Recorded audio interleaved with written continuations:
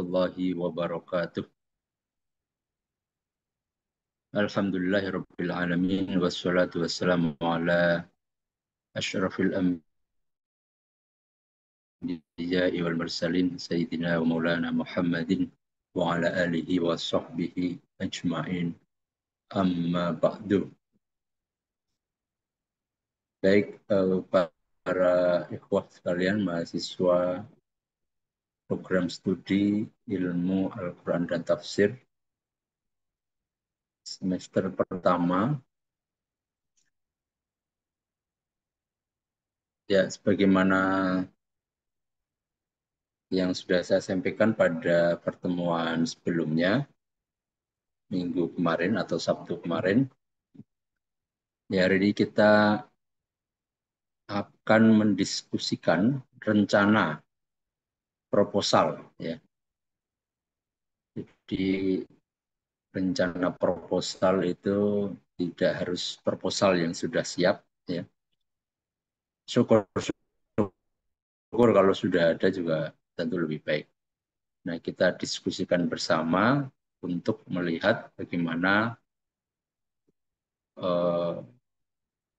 proposal yang akan diajukan nanti, apakah sudah sesuai, sudah mengikuti teori-teori yang sudah kita sampaikan dari pertemuan pertama. Baik, siapa yang pertama? Volunteer pertama siapa?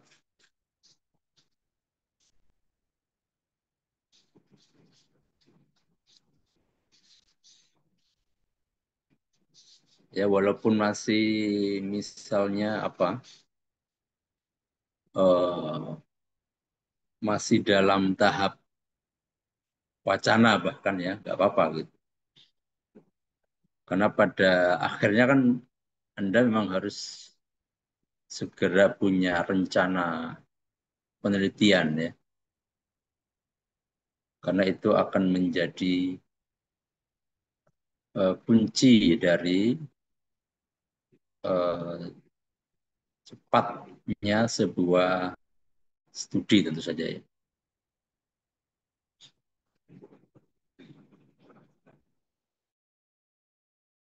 Jadi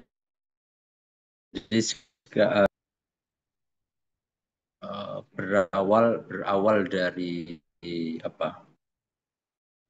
Dari keresahan ya kalau bisa dibilang ya. Keresahan masing-masing kita ya terkait fenomena tertentu atau terkait apa eh, objek tertentu yang berkaitan dengan eh, ilmu keilmuan yang sedang kita apa geluti sekarang, yaitu prodi ya, sesuai ilmu ilmu Al-Quran dan Tafsir. Nah, keilmuan Al-Quran dan Tafsir tentu saja dalam konteks studi Islam ya dapat dikatakan menjadi landasan ya, menjadi dasar bagi seluruh spesialisasi atau takhusus dari studi Islam. Ya. Artinya semua takhusus studi Islam itu kan memerlukan perangkat tafsir. Artinya apa? Artinya tafsir ini menjadi lebih luas ya dibanding misalnya fikih ya. Karena fikih memerlukan tafsir sebagai alat. Nah, maka tafsir ini termasuk yang lebih luas ya. Ya kalau dulu kan atau kalau ya sampai sekarang masih ada ya. Awalnya kan Fakultas Usuluddin ya. Usuluddin lalu ada tafsir hadis duluan. Sekarang kemudian menjadi ilmu Al-Quran dan tafsir. Nanti yang hadis juga eh, punya rumah sendiri. Nah, maka tafsir atau tafsir Al-Quran nanti ditambah hadis itu menjadi landasan. Artinya apa? Artinya lebih luas apa namanya ruang lingkupnya. Ya. Tapi memang nanti di dalam pembahasan atau di dalam mendiskusikan persoalan itu akan ada aturan-aturan supaya tidak cenderung atau tidak overlap ke rumah yang lain. Misalnya tema Anda ada fikihnya misalnya atau kasus fikih. Nah, maka nanti supaya dalam pembahasan eh, apa analisis di bab-bab penulisan tesisnya itu jangan jangan kemudian muatannya lebih dominan fikih daripada tafsir. Nah, itu nanti ya, tentu ada beberapa aturan atau ada beberapa teknis yang harus diperhatikan. Atau tafsir yang berkaitan dengan ekonomi juga boleh selama nanti di dalam analisisnya tidak kemudian dominan ekonominya ya seperti apa eh, apa sekarang ekonomi Islam gitu ya atau kasus-kasus yang ya seperti yang baru saja sangat hit ya BSI gitu kan. Kira-kira ada nggak analisis dari aspek tafsir? Kalau analisis dari aspek fikih ya tentu banyak ya. Nah, mungkin nanti misalnya kemudian harus dipertebal dengan analisis tafsirnya daripada analisis kontrak atau akad atau apa.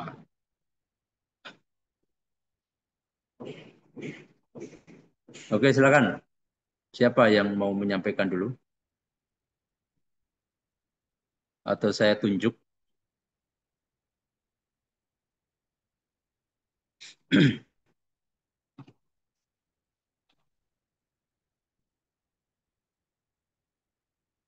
26.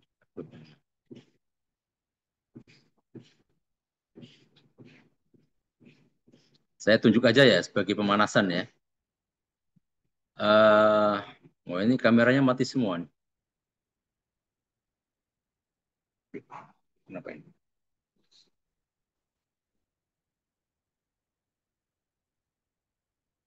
Astagfirullahaladzim.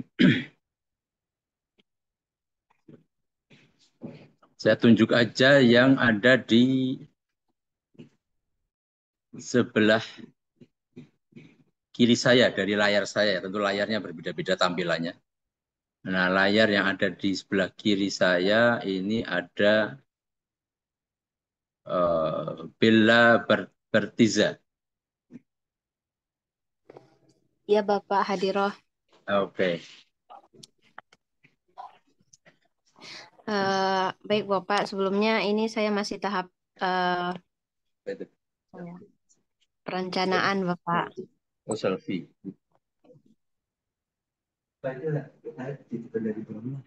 Apa itu? Oh, ini dari mana? Apa itu katanya? Apa dari mana itu? Beli. Oh, murah.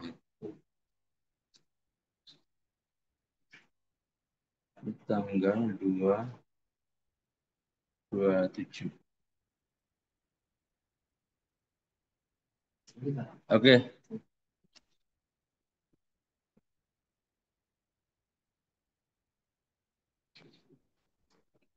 Oke, maaf tadi ada. Silakan, Saudari Bella Bartiza. Apa rencana penelitiannya? Baik Bapak, eh, ini masih tahap perencanaan Pak sebelumnya. Jadi saya eh, ingin meneruskan atau melanjutkan yang kemarin skripsi saya itu tentang apa namanya? Komparatif tentang mufasir perempuan Bapak. Jadi Hmm. kemarin saya mencantumkan komparasinya 3 kitab Oke. eh, yang ditafsirkan oleh perempuan begitu. Jadi saya ingin kemarin itu fokusnya pada poligami. Jadi saya ingin eh, me, apa ya, meneliti tentang isu-isu keperempuanan gitu. Keperempuanan. Iya, masalah gender gitu ya Pak, perempuan seperti kiamah, kepemimpinan, seperti poligami juga. eh, Ya, pokoknya isu-isu yang berkaitan tentang perempuan karena eh, fokusnya pada mufasir perempuan gitu Bapak. Tapi untuk pastinya saya belum belum pasti Bapak gitu begitu. Itu pastinya belum pasti. Oh.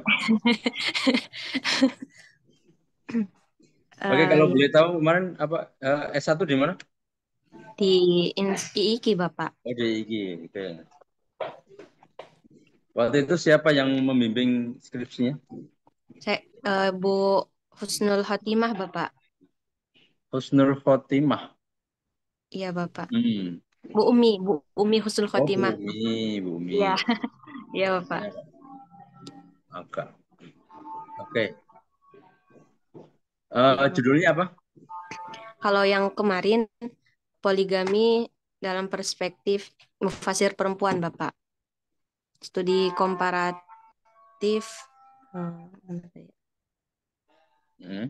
Studi, di komparatif kitab Nadharat fi Kitabillah karya Zainab Al-Ghazali, Al-Lu'lu' wal Marjan fi Tafsiril Quran karya Kariman Hamzah, dan Tafsir Al-Quran Asy-Syabab karya Fatin Al-Falaki. Begitu, Bapak. Ada 3 referensi berarti yang di Iya, ya Bapak. di analisis. Oke. eh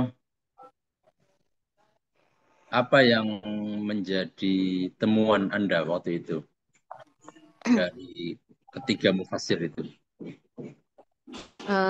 Saya lebih menemukan kecondongan karakteristik dari bagaimana seorang perempuan menafsirkan masalah poligami yang mungkin karena perempuan itu dikenal eh, sebagai apa ya, lebih ke hati, gimana sih kan.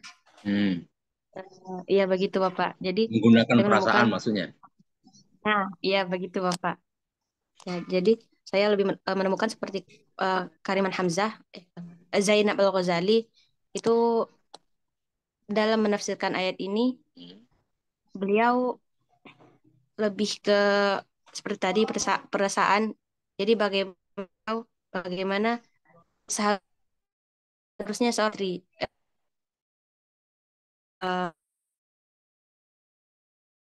agar lebih harmonis dan mm,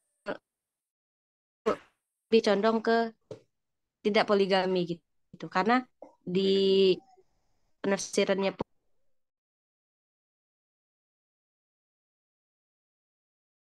ya agar sang suami betah begitu, Bang. Hmm. Ya. Namun dalam eh, inti dari perbedaannya masalah poligami tetap menghalalkan, Bapak. Tapi Tetap tadi halal. perbedaannya gitu, tetap halal, Pak. Hmm. Tidak ada yang menghalalkan. Tapi tadi perbedaannya dari karakteristiknya saja, Bapak.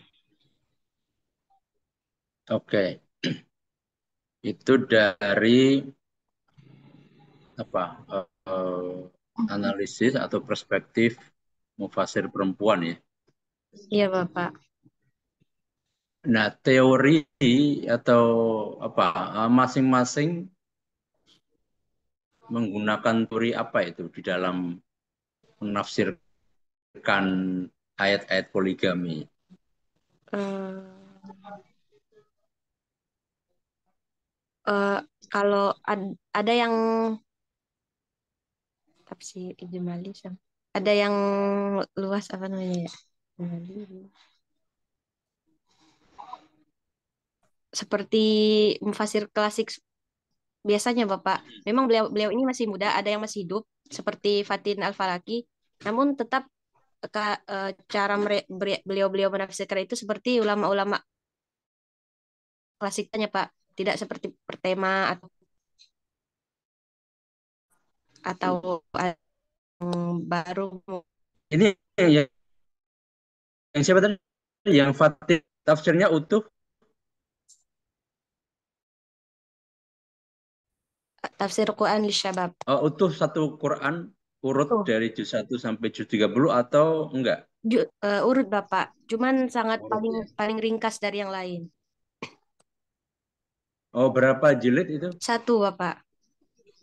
Satu jilid. Iya, Oh, jadi sangat ringkas ya penafsirannya. iya Bapak. Baik. Nah, kan Anda sudah mengkomparasikan tiga mufasir perempuan gitu ya. Iya Bapak. Nah, dari sebentar ya, saya share dulu. Oke, Bapak.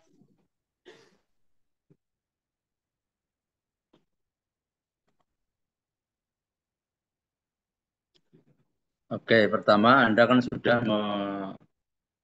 ya, menguasai paling tidak tiga perspektif ya.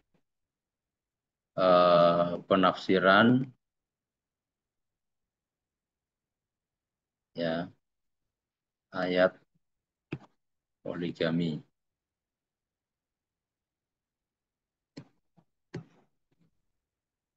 ya, dan tiga-tiganya dari perempuan.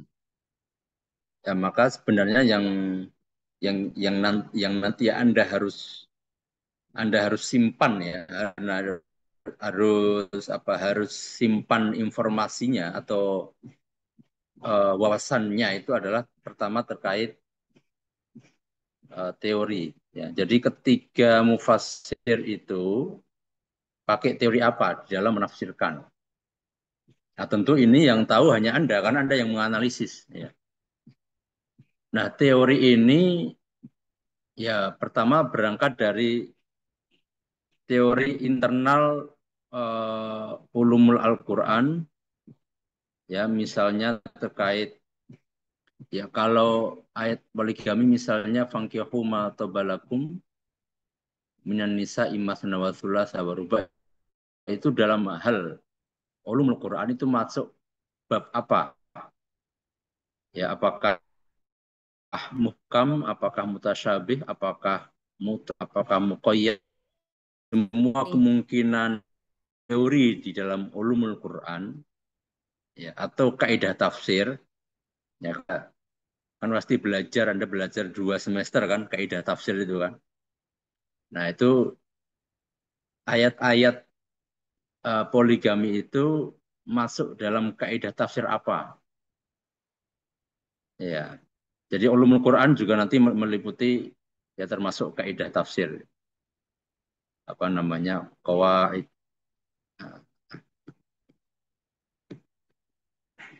tafsir. Nah, ini Anda harus, kalau Anda kemarin tidak sampai ke sini lagi, membaca lagi eh,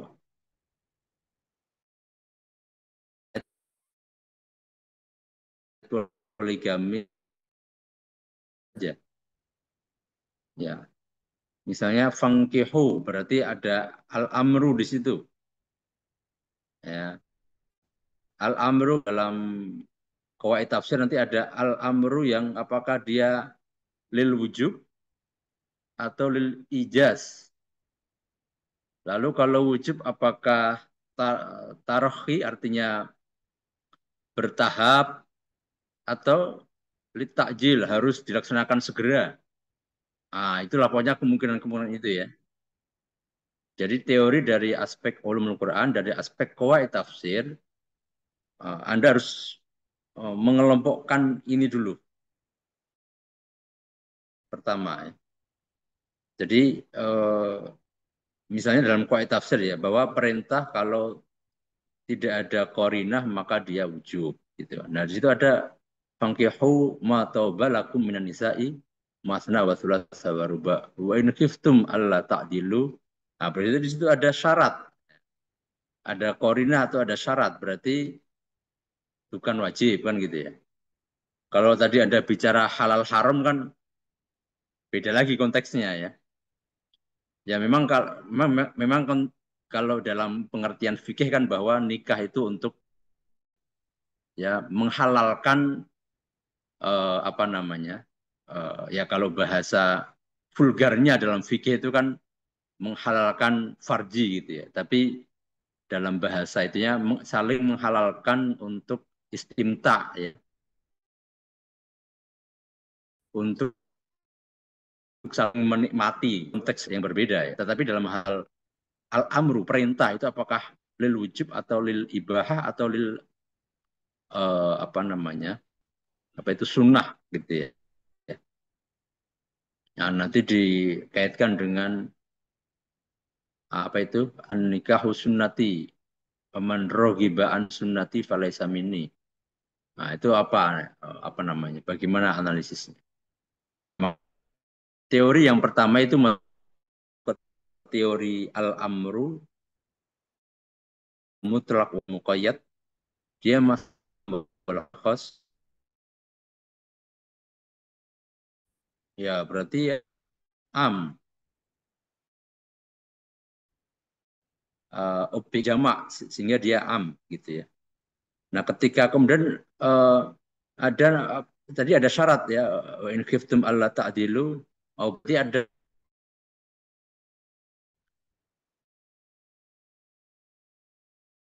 artinya poligami itu mukhassas atau hanya untuk orang-orang khusus ya itu untuk kalangan terbatas ya gitu ya. Nah, nanti kalangan terbatas ini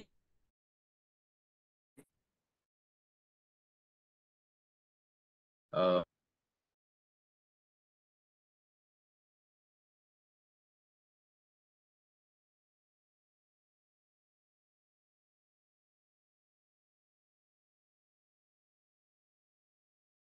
eksternal. Oke, nanti ada nah untuk siapa menjadi makruh untuk siapa dalam kondisi apa. Bahkan menjadi haram, nah, tapi kan tidak untuk siapa dan dalam kondisi apa. Nah, ini Anda harus juga menguasai ini ya. Nah, poligami mungkin bisa dikiaskan. Poligami wajib bagi siapa dalam kondisi apa kan gitu ya.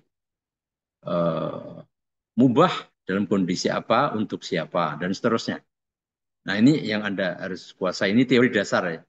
Selanjutnya teori yang ketiga usul fikih.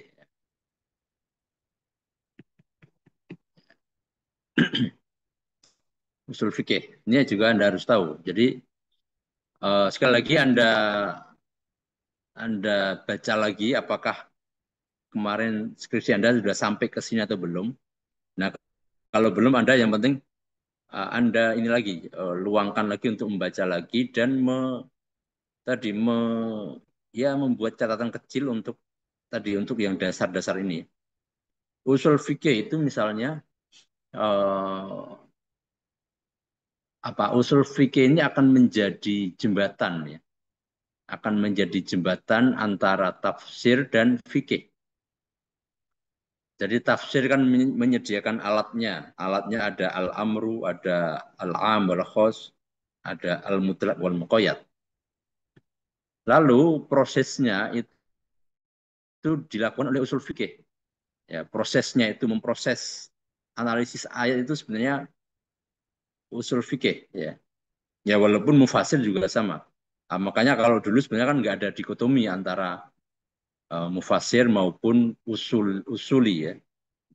Tapi kan sekarang karena tuntutan tuntutan ya sebenarnya tuntutan ini juga ya bahwa kita kan hampir tidak mungkin menguasai semuanya, jadi dipilah-pilah gitu ya.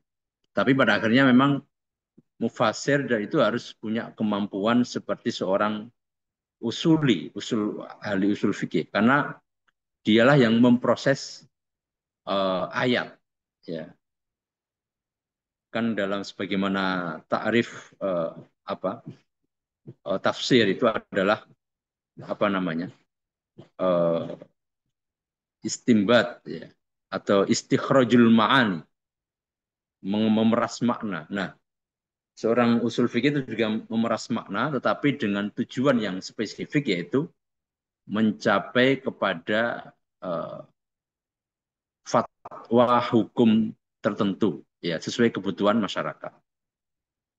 Nah maka teori dalam usul fikih itu misalnya kalau apa ya nanti ini agak ada mirip antara kaidah tafsir dan kaidah usul fikih. Lalu nanti kaidah fikih itu juga sebenarnya pada akhirnya sama bagaimana mengatur atau menjelaskan apa namanya bukan jadi mengatur pemaknaan ayat itu ketika misalnya ada lafadz amru yang kemudian ada syarat, maka akan menjadi apa maknanya. Lalu kemudian oleh usul fikih kemudian diikat dalam sebuah dalam sebuah SK gitu ya. Bahwa oh ini berarti wajib atau tidak, ya dulu ala wujub, ya dulu ala apa. Ini seorang usul fikih. Nah, baru nanti ketika lahir menjadi produk hukum, menjadi undang-undang atau menjadi fatwa itu adalah fikih. Nah, tapi pada intinya antara kaidah tafsir, kaidah usul fikih dan kaidah fikih ya ini bisa sama ya. Kalau Anda baca kaidah fikih dalam Al-Amru, kaidah tafsir dalam Al-Amru, kaidah usul fikih dalam Al-Amru itu juga nanti sama ya. Nah, ini teori dasarnya dulu nih. Tiga ini minimal Anda harus kuasai. Nah, nanti harus cakupannya setelah itu harus lebih meluas lagi ya. Jadi ya kalau nikah kan yang pasti ada aspek sosial ya. Lalu ada aspek antropologi. Nah, sekarang masuk ada aspek kesehatan ya. Apa itu kalau tidak salah nggak tahu apakah sudah menjadi peraturan atau tidak kan sekarang ini kalau mau nikah disarankan masing-masing calon pengantin cek darah ya nggak lengkap ya supaya untuk mengetahui masing-masing apa nih. Jangan sampai yang nikah itu misalnya sama-sama punya darah rendah. Nah, itu nanti kasihan anaknya. Anaknya mewarisi eh, sumber penyakit yang sangat berbahaya yaitu tekanan darah rendah. Wah, itu berbahaya. Atau apa? Ada kandungan apa kromosom atau apa itu yang itu dan itu real terjadi ya. Apa namanya? Akan kalau Anda pernah melihat atau mendengar bayi-bayi dengan apa cacat bawaan ya atau apa namanya? Itu ya faktor itu ya, faktor kesehatan. Jadi memang sekarang ini nikah sudah menjadi akan aspeknya multidimensi gitu ya, multidisiplin. Nah kalau sosial kan terkait misalnya tadi ya apakah nikah dengan tetangga atau dengan orang jauh kan gitu ya. Nah, itu kan masing-masing beda nih. Ada mungkin yang lebih nyaman dengan yang dekat misalnya, lebih nyaman dengan yang jauh atau apalah dari aspek sosial. Lalu dari antropologi ya dari aspek eh,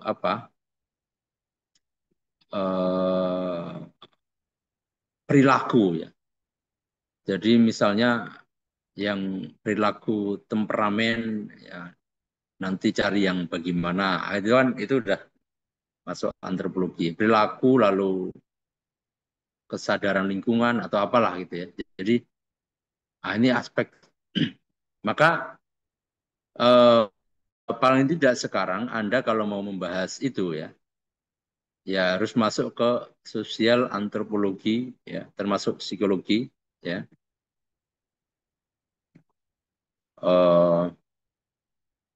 Sebentar ini. Nah, jadi Anda sekarang kalau tadi kembali ke skripsi yang lama, apakah dasar-dasar yang di atas ini sudah Anda apa? Sudah Anda temukan? Ya, kalau belum, dicari. Kalau sudah diikat. Jadi diikat itu ini eh, akan menjadi wawasan utama yang harus Anda kuasai. Ya, Anda hafal, Anda tahu seluk-beluk penafsirannya, penerapannya dan seterusnya. Kemudian yang di bawah ini ya, yang dari ilmu sosial ini juga Anda cari sosial psikologi. Nah, bagaimana mencarinya? Nah, inilah yang dulu saya sampaikan di pertemuan awal adalah pentingnya proses pencarian referensi. Ya, mencari referensi itu penting. Ah, oke, saya stop dulu. Ini sebentar, ini bisa di save nggak ini? Save, sebentar ya. Save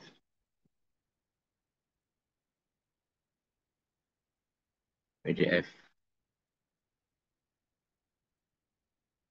Oke, show in folder. Di mana? Di, bentar. Eh, eh, oh di Zoom, di Zoom. Oke. Baik, nah sekarang mencari di mana? Oke, saya share dulu.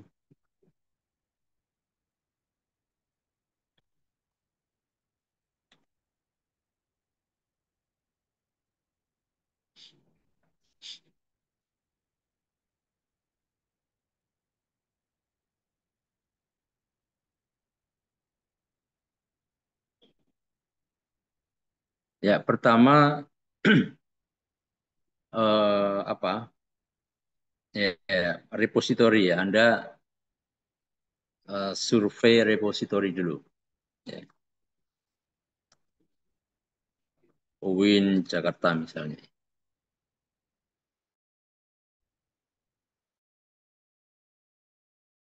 Jakarta. Kemudian,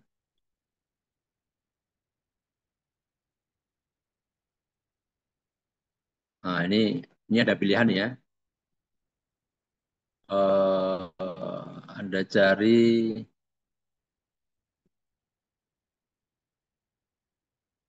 pasca sarjana, sekolah pasca sarjana.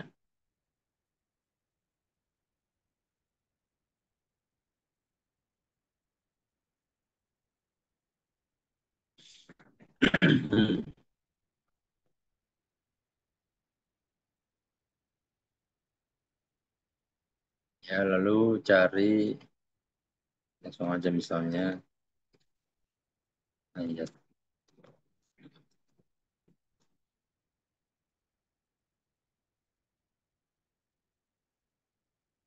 Nah, ini kan banyak nih ya.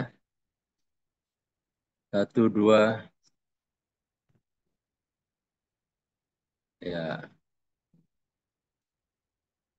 dengan berbagai ini saya kira yang kalau pencarian di sini kalau nggak salah ini ya untuk semua. Jadi bukan hanya tadi kan SPS ya.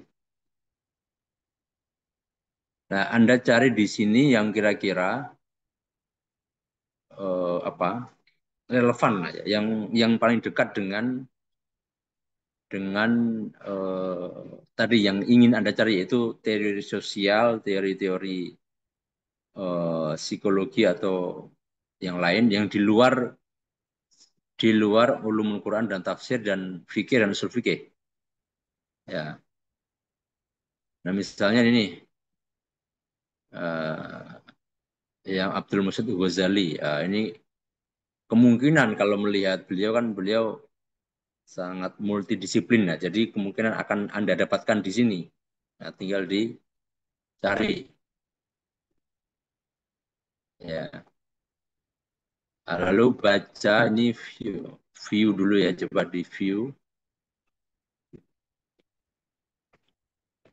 Ya.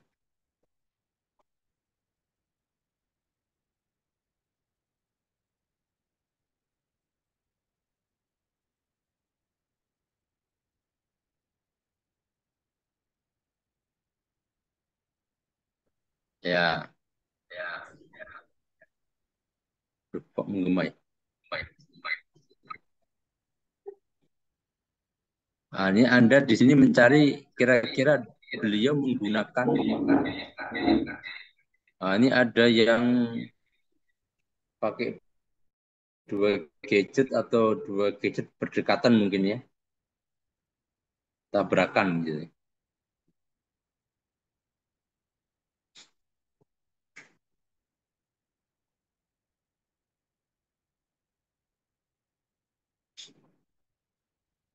Nah ya, coba dicari di sini apa namanya? Apakah ada unsur-unsur pendekatan sosial, antropologi, psikologi, ya apapun itu ya yang ya. Nah, kalau ini sejarah nih, pendekatan sejarah artinya ini perhatikan ya, di sini ada uraian tentang para ulama yang pro, yang kontra itu kan pasti aspek sejarah.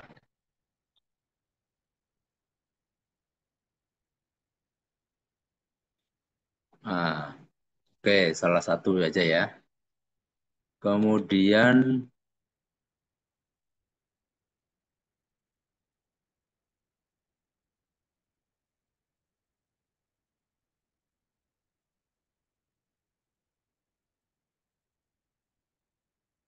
kalau ini nih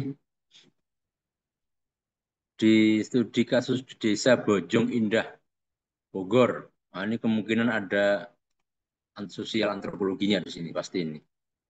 Ya, kita cek. Waduh, konsep warga Sakinah. Ini benar ini. Oh, ini skripsi lagi. Ya, tinggal Anda cari di ini dulu di metodologinya ya. Jadi kalau Anda mau mencari teori, Anda langsung lompat ke metodologi. Anda lagi ngajar ya? Metodologi.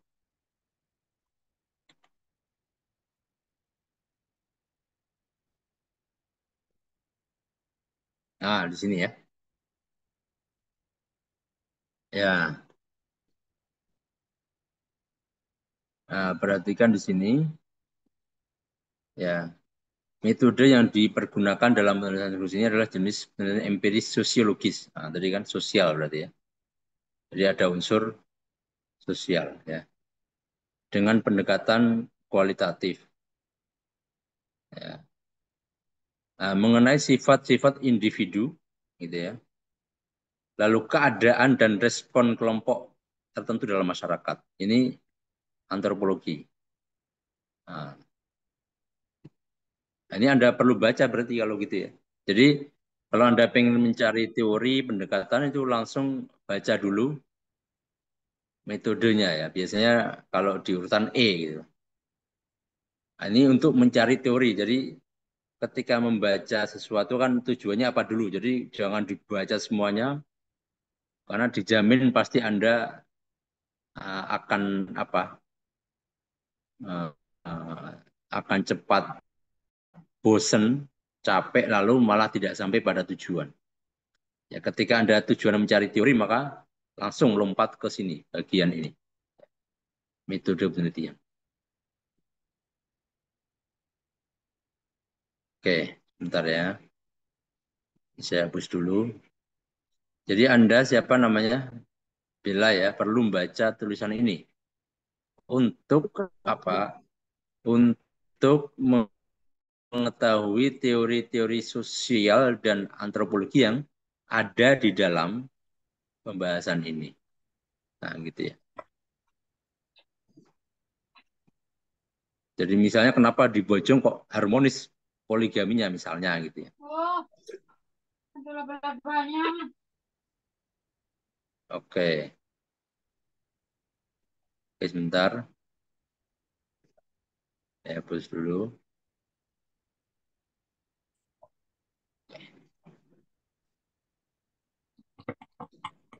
ketemu satu. Ini apa?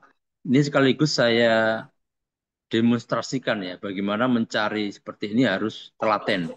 Jadi kadang seringkali pada langkah Ya ini, Allah, ya Allah. aduh, kenapa itu? Ya Allah itu kenapa itu? Ya seringkali pada tahap ini orang nggak sabar dan nggak telaten. Tahap ini tuh bisa ya sehari itu kadang udah buka sekian banyak nggak dapat gitu. Nah, itu Anda kalau nggak sabar nggak telaten kan bisa mutung jatuhnya ya. Nah maka ini kuncinya sebenarnya. Kalau di tahap ini nggak sabar ya nanti nggak temu-temu. Kalau nggak nemu teori kan berarti apa? Langkah pertama kita ya nggak apa namanya ya menjadi ini akan mempengaruhi langkah selanjutnya karena kalau nggak nemu teori ya kemungkinan kita sulit gitu ya. Nah tadi kalau ini kasusnya Bella tadi sudah permasalahannya sudah ada. Nanti beda lagi kalau yang belum punya masalah nih. Nah, nanti langkahnya harus lebih banyak lagi. Nah, gitu ya.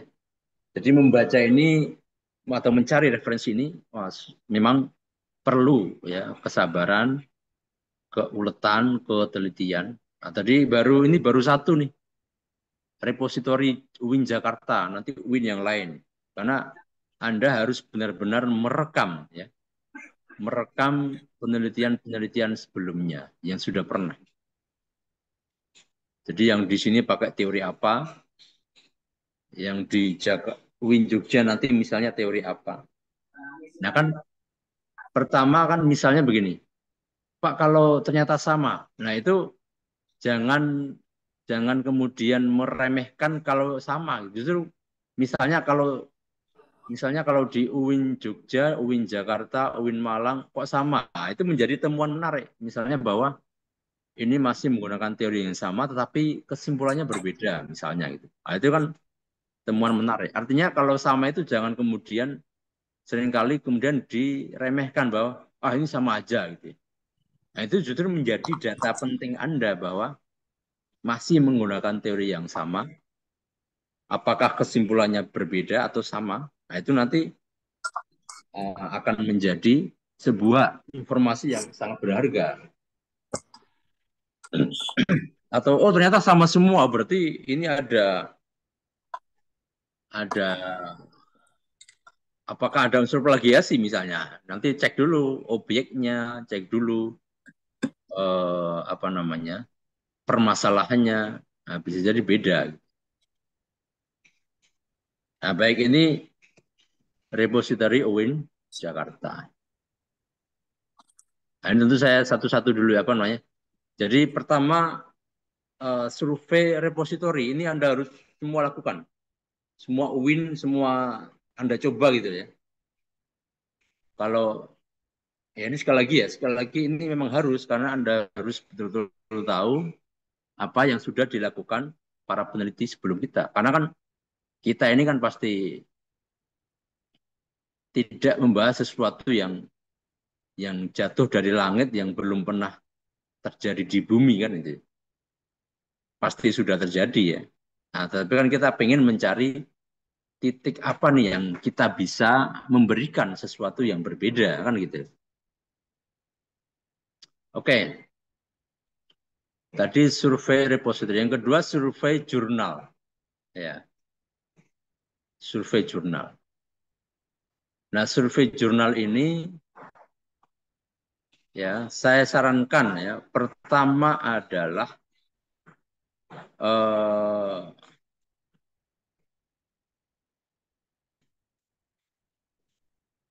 apa jurnal Sinta Sinta ya paling enggak Sinta 4 lah 4 sampai 1 ya Sinta 4 ini kan 1 sampai 6 ya artinya yang paling bagus itu 1 gitu ya nah tapi 4 juga sudah bagus ya Nah, sekarang kita lihat caranya gimana? Caranya adalah, bentar, saya hapus dulu.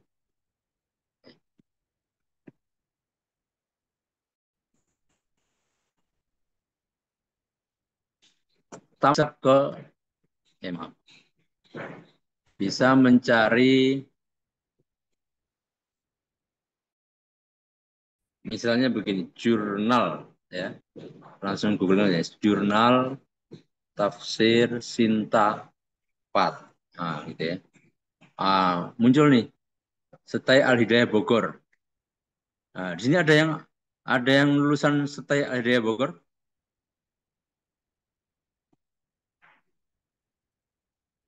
Ya, Setai Al-Hidayah ini termasuk yang apa? Yang unggul dalam hal eh, jurnal, ya. Jurnalnya sudah terakreditasi semuanya. Nah, jadi ini kalau bisa apa namanya?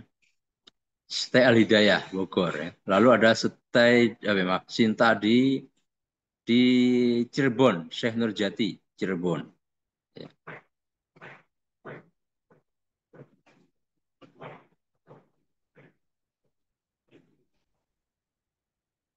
Ah, nah, Anda nanti langsung bisa klik.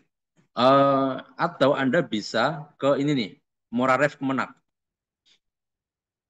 Ya, ini jurnal yang Kediri. Ya, Moraref Kemenak ini ya, ini moraref.kemenak.go.id itu adalah rumah jurnalnya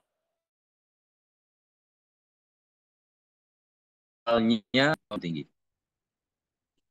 Ya, nah di sini ini mungkin belum update ya, kadang grade grade ini seharusnya S4. Nah, di sini ya. Seharusnya S4 di sini. S4 artinya Sinta 4.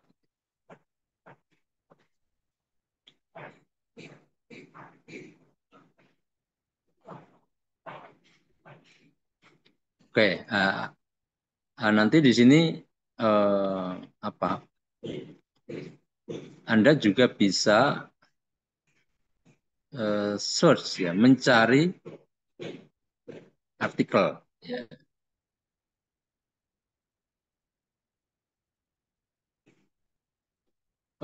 Sebentar, di mana? Nggak ada kolom search-nya. Wah.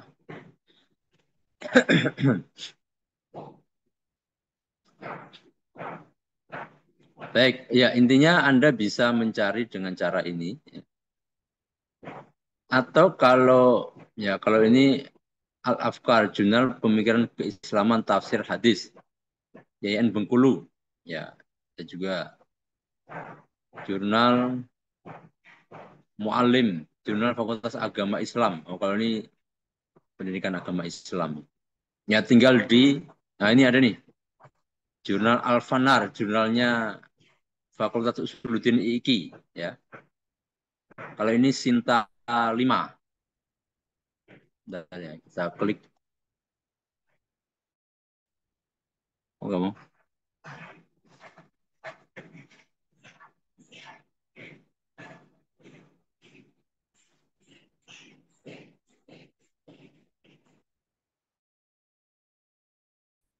Ya, ini sudah Sinta 5. Ini sertifikat terakreditasi peringkat 5. Ya. Peringkat 5. Ini juga Anda bisa cari di sini. Ya. Cari artikel di jurnal. Ya, kita coba apakah bisa. Misalnya, tadi apa, poligami. Skripsinya Bella sudah dibuat artikel belum? Belum, Bapak. Coba dibuat. Atau misalnya ini apa nih? Publish after May. Oh. Coba default.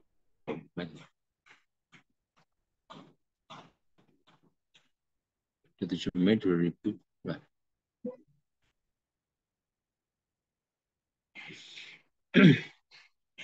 Oke ya, itulah intinya cara mencari jurnal ya. Ya sebenarnya Anda kalau secara umum ya bisa juga cari dulu langsung aja ya. Eh, ya itu di googling artinya nanti muncul juga sih. Tapi kan dia tidak semuanya jurnal. Jadi Anda dalam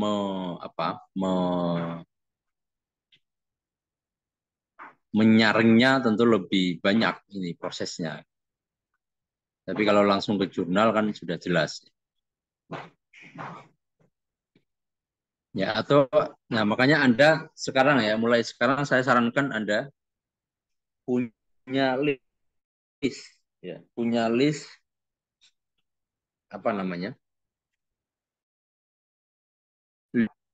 Ya. Ya pertama yang pasti eh, saya lupa dulu saya ada filenya tapi udah lama nggak saya lihat nih. Oke, saya share screen aja ya. Screen, full screen ya. Jadi list jurnal Sinta 3 gitu ya. List jurnal tafsir. Apa saja, so Indonesia gitu. Nah, ini penting untuk apa? Untuk tadi, untuk ketika mencari itu Anda sudah fokus gitu ya. Jadi nggak apa kalau bahasa Jawanya nggak gelambrah mana-mana. Jadi nggak, kan itu juga dapat apa? Dapat membuat kita lebih letih, lebih capek. Tapi kalau udah fokus, misalnya ya kalau apa? Kalau yang itu ya pertama memang berbasis kampus ya. Jadi pertama kampus-kampus UIN besar ya pasti hampir pasti jurnalnya sudah Sinta minimal 3 ya. Syukur-syukur 2 atau 1. Ya, jadi jurnal UIN ya, UIN Jakarta ya lalu UIN Jogja,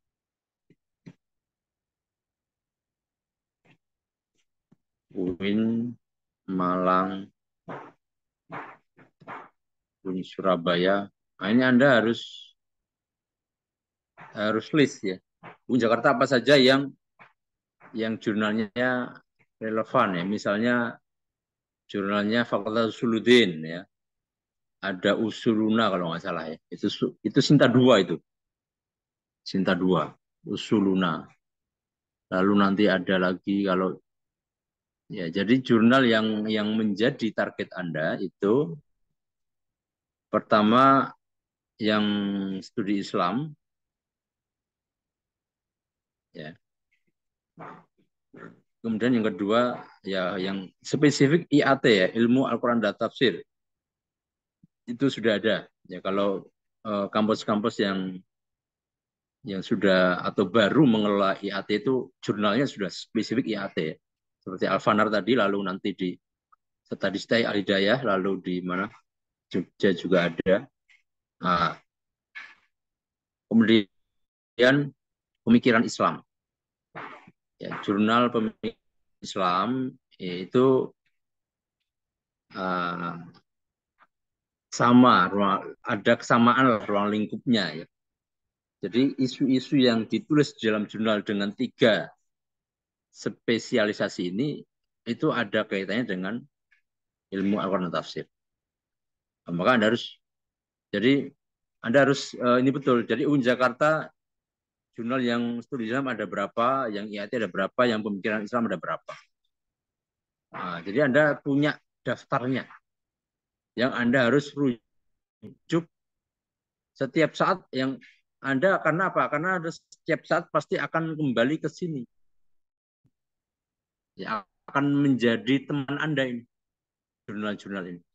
Sama UIN Jogja juga studi apa jurnal studi Islamnya apa saja, lalu jurnal IAT-nya apa saja, lalu jurnal pemikiran Islamnya apa saja.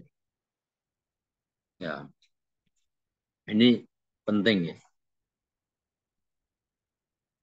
penting untuk dilakukan ya. Jadi membuat daftar jurnal ini termasuk bagian dari strategi di dalam mempermudah mencari apa referensi.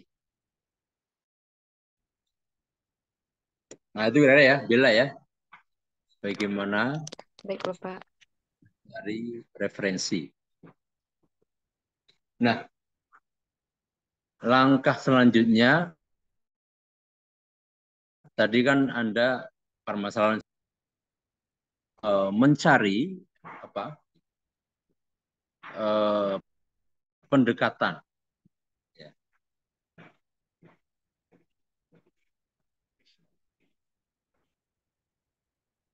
Jadi tadi kan pertama apa namanya teori ya sudah,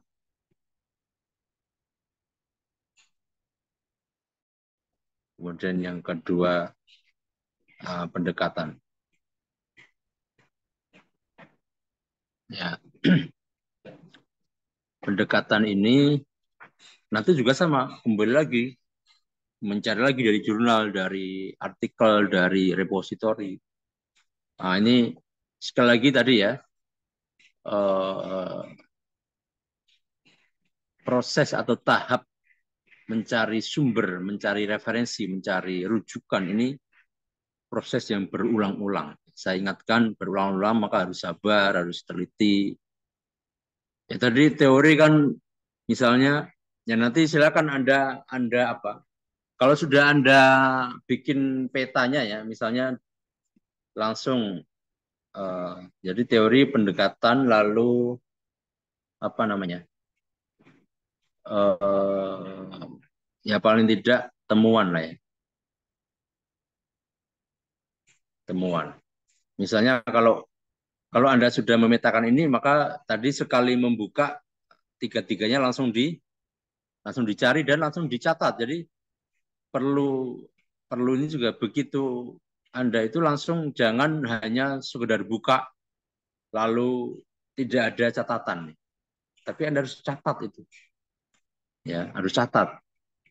Jadi misalnya tadi eh, dari artikel Win ini saya dapat teori apa, boleh pendekatan apa, temuan apa.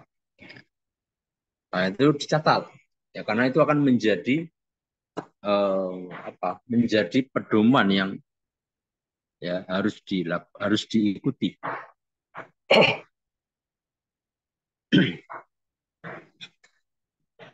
Oke, itu ya. Bella ya. Baik, selanjutnya pertanyaan saya untuk Bella. Eh, Tadi teori pendekatan lalu temuan. Nah, kira-kira permasalahan apa yang apa yang baru di dalam kalau tadi Anda berencana meneruskan itu, permasalahan apa yang baru dari masalah poligami itu?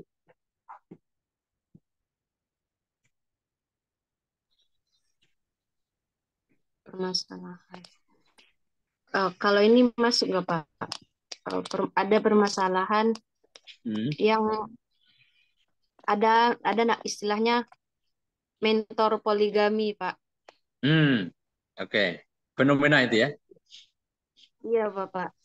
Jadi dia jadikan bisnis gitu, Bapak, mengajak kalangan eh, para bapak-bapak, mungkin Bapak yang kata Bapak tadi terbatas, ya, yang terbatas. Diajak jadi gitu, Pak. Jadi dibikin seminar, terus Motivasi ya.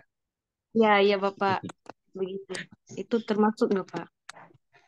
Ya itu fenomena lah ya. Bisa Anda teliti lebih jauh. Jadi menjadi apa? Yang kemudian dari situ muncullah atau membentuk ya, mau membentuk sebuah apa namanya? Apa sih istilahnya itu ekosistem ya. Ekosistem poligami. Jadi ada seminarnya, lalu nanti ada semacam workshop, ada wah itu apa itu kalau workshop di klubnya seperti ya ada di klub kan. Lalu ada apa? Jadi sudah menjadi ekosistem nantinya ya. Ya itu menarik ya permasalahan baru itu ya fenomena apa nanti silakan istilahnya apa intinya yang membuat eh, poli, poligami sebagai sebuah bisnis mungkin ya atau sebagai sebuah industri atau apapun itu namanya yang ya yang kemudian menjadi kontroversi kan gitu ya menjadi kontroversi. Nah, itu bisa itu. Ya mungkin langsung bisa dicek langsung ke apa jurnal-jurnal apakah sudah ada yang meneliti itu. Ya misalnya ya, coba kita cek ya. Hmm,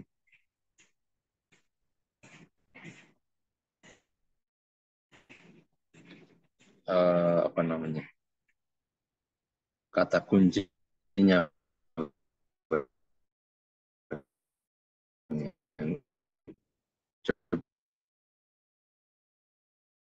coba kita pakai ini. Nah, ada kelas poligami. Waduh,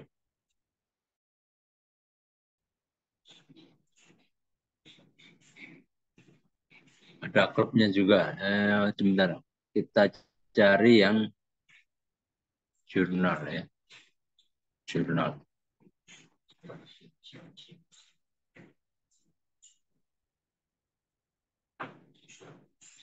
Ini praktek. Ini fenomena toko publik. Dampak keadilan ekonomi, boleh keadilan gender, menimbang kajian filsafat. Nah, mungkin belum ada ya yang berkaitan dengan tadi eh, atau motivasi.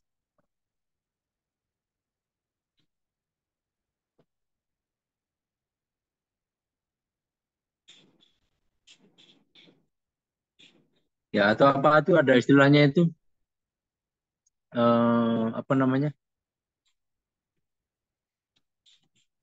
Ya kalau kalau di itu kan ada namanya komodifikasi.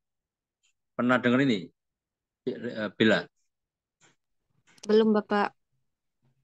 Ya, mungkin bisa masuk ya. Saya lupa istilahnya apakah komodifikasi atau apa coba nanti ceknya. Tapi itu diantaranya adalah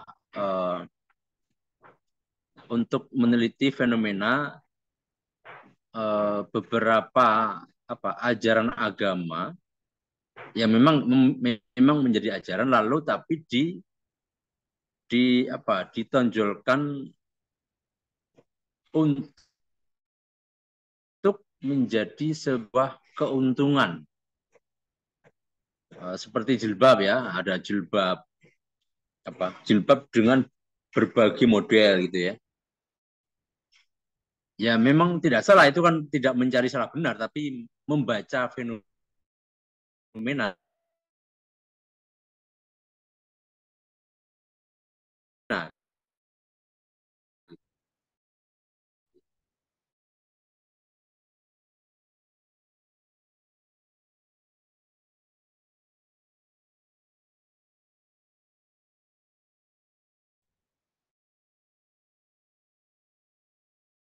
Nah, apakah seperti layaknya show musik gitu ya, konser gitu. Ya. Konser lah ya, konser tapi di situ ya mengajak untuk ayo kembali ke khilafah atau itu tapi kemudian ternyata di situ panitianya dapat untung gitu ya. Nah, itu kan nah panitia itu sebenarnya mengajak untuk khilafah atau mencari untung. Nah, itu kan ada bias kan gitu ya. Jadi ada bias sehingga itulah yang dimaksud dengan komodifikasi. Seperti penjual jilbab itu sebenarnya mau mengajak orang memakai jilbab atau mencari keuntungan dari adanya jilbab. Nah, itu kan bias sehingga eh,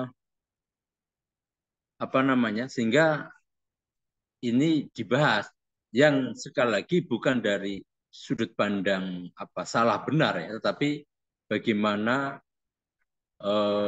apa namanya fenomena ini menjadi sebuah hal yang sangat luas gitu. Oke.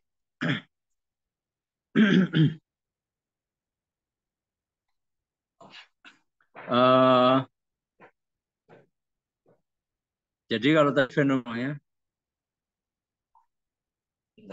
fenomena motivasi atau bisnis tadi ya, ya, motivasi, kemudian seminar, kemudian apalagi ya, itu sangat menarik ya. Kalau Anda saya cari itu melanjutkannya dari sudut pandang itu, ya, ya nanti berarti ya memang kalau paling paling dekat tadi komodifikasi gitu ya, komodifikasi.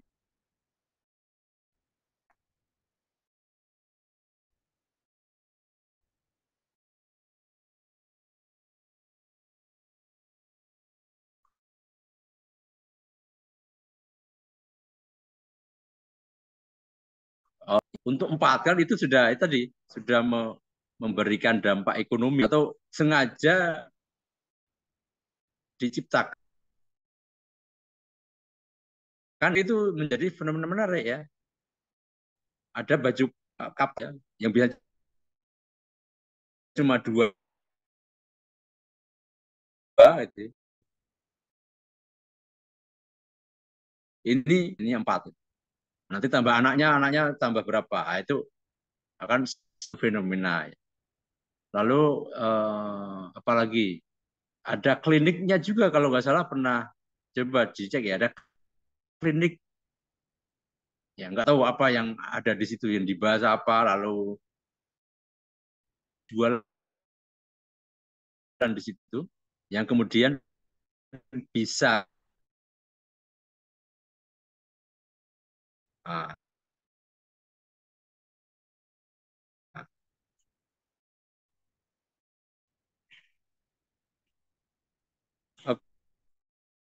oke okay.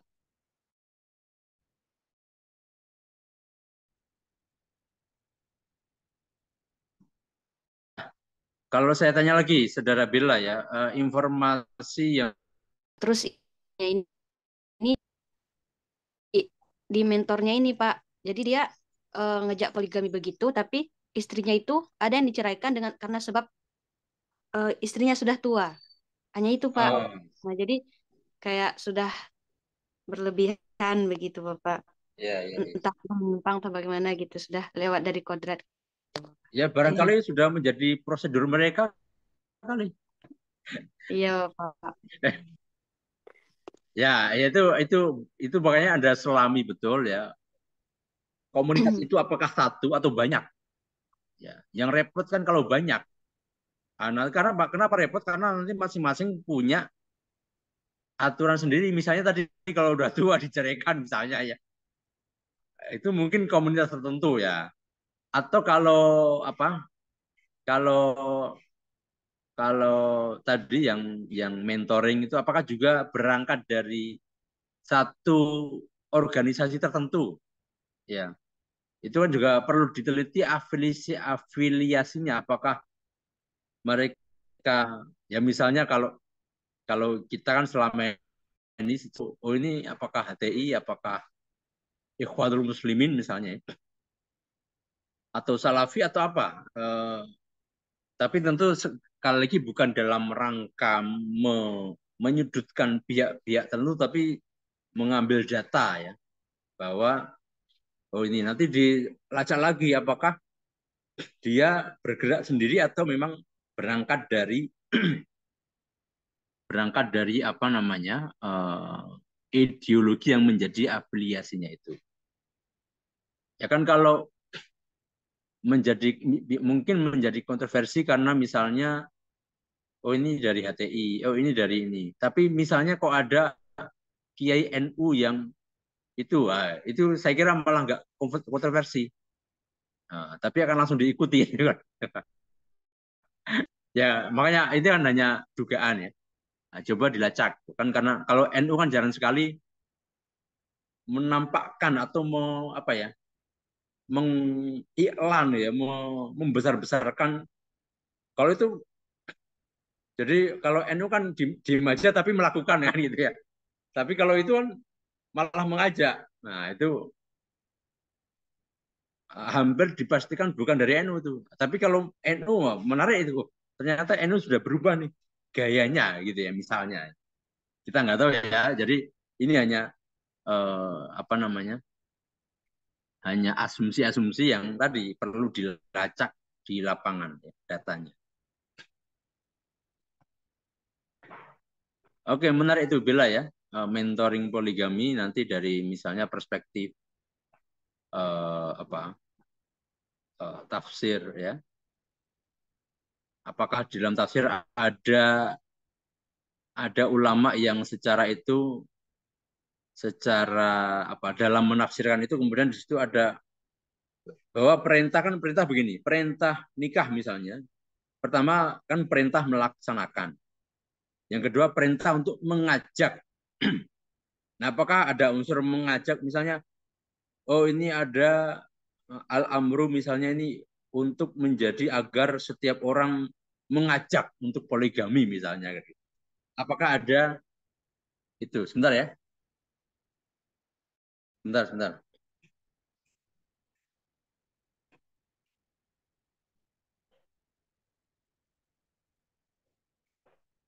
Oke, sebentar ya. Baik.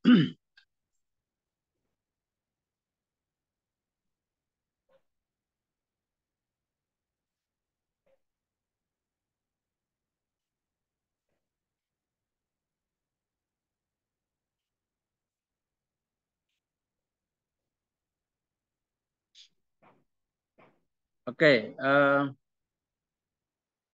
Bella,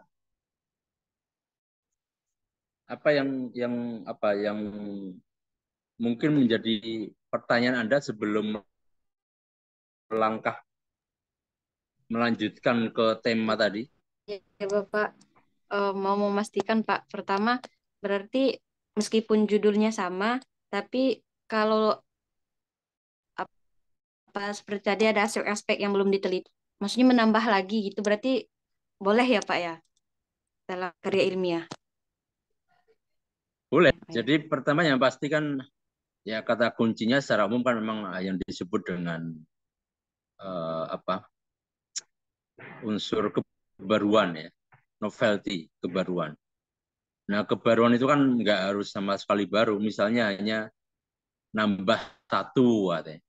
Misalnya tadi unsur bisnisnya ada tiga, lalu Bella menemukan satu aja ya, ada unsur satu lagi nih, tambahan bahwa poligami sudah disebut industri itu karena ada nambah satu nih, ya, itu bisa,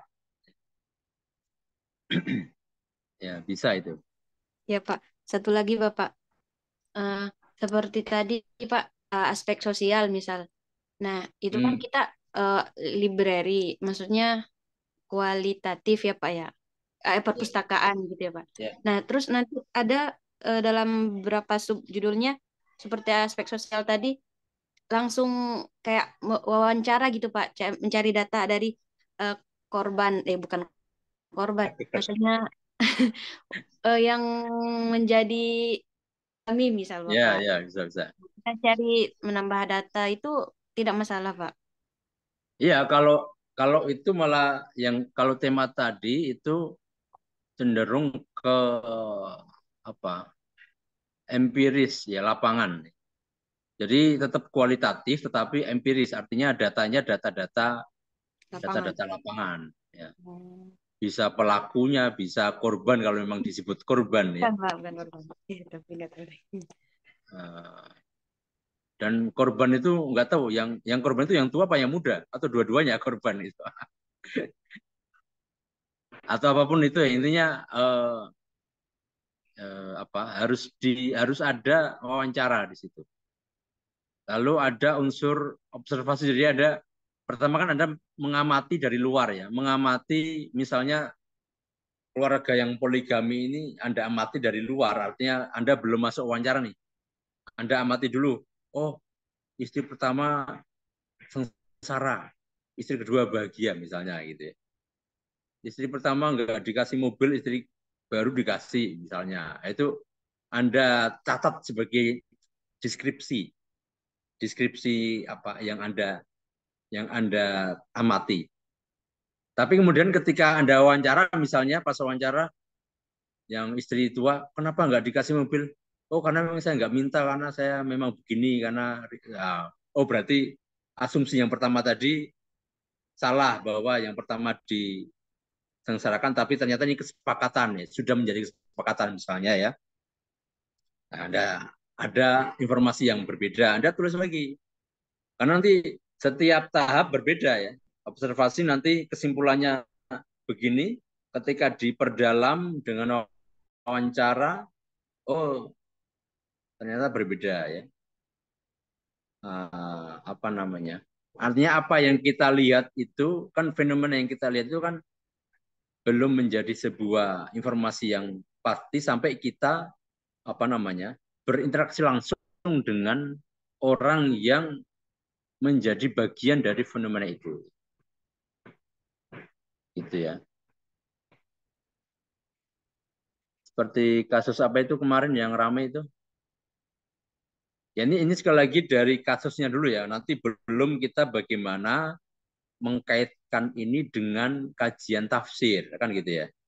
Sehingga tadi yang saya bilang nanti analisisnya juga walaupun ada unsur sosial itu tetap cara menganalisis, cara membangun narasi, membangun apa deskripsi di dalam tesis maupun artikel itu jangan overlapping kepada ilmu sosial, tapi tetap harus eh, apa? Harus kental, nuansanya lebih kental kepada tafsir, gitu ya. Oke.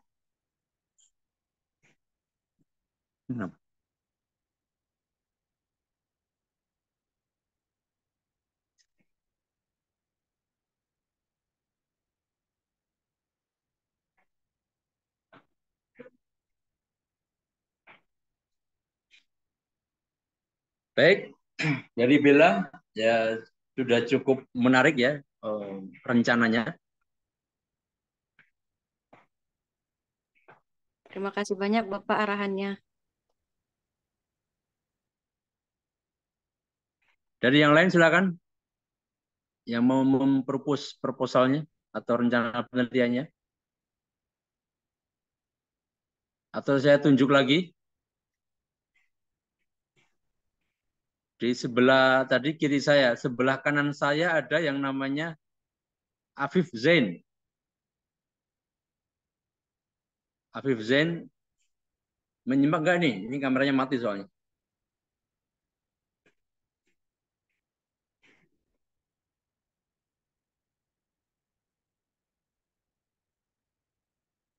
Afif Zain, halo Afif Zain.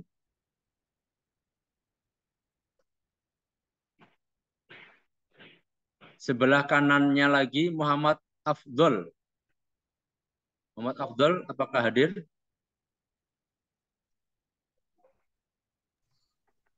Hadir, dokter.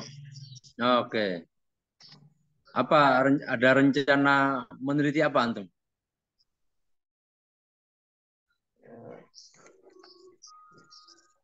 Masih bingung, dokter. Masih bingung. Satunya Jadi apa? kemarin waktu daftar untuk persyaratan, ya mungkin rencananya mau ngelanjutin itu aja, dok. Oke. Apa waktu itu temanya apa? Skripsinya? Mungkin semacam kajian apa tematik ya Oke. terkait kaidah perubahan sosial dalam Al-Quran gitu. Perubahan sosial. Nah, Oke. Nah, yang antum tulis di skripsi apa, Ustadz Muhammad Afdal? kemarin membahas kan di dalam Al-Quran kan ada kaidah-kaidah ya, perubahan ya. Ya. Ada kalau Dr. Torik Sweden itu ada sekitar menyebutkan 5. Salah Mhm. satu di antaranya adalah kaidah tabadul, kaidah tadawul, kayak gitu kan.